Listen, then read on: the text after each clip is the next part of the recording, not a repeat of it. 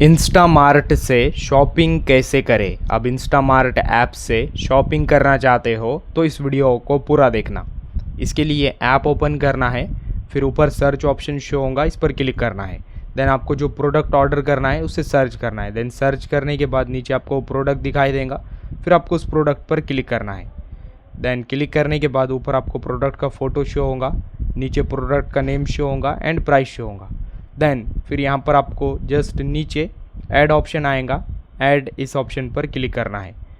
फिर ऊपर card option show होगा, यहाँ पर कार्ड इस ऑप्शन पर क्लिक करना है। देन नया इंटरफेस ओपन होगा, यहाँ पर नीचे proceed to pay option show होगा, इस पर क्लिक करना है।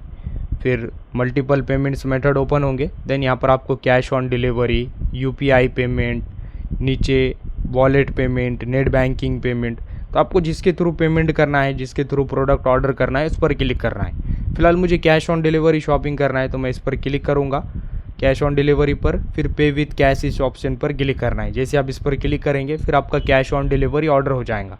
बट आप फ़ोनपे से पेमेंट करना चाहते हो तो आप इस पर क्लिक करेंगे, फिर फ़ोनपे ओपन होगा। देन आप पेमेंट करने के बाद आपका प्रोडक्ट ऑर्डर हो जाएगा। तो आप इस तरह से ऑर्डर कर सकते हो, प्रोडक्ट शॉपिंग कर सकते हो। वीडियो इन्फॉर्मेटिव लगा तो लाइक करना।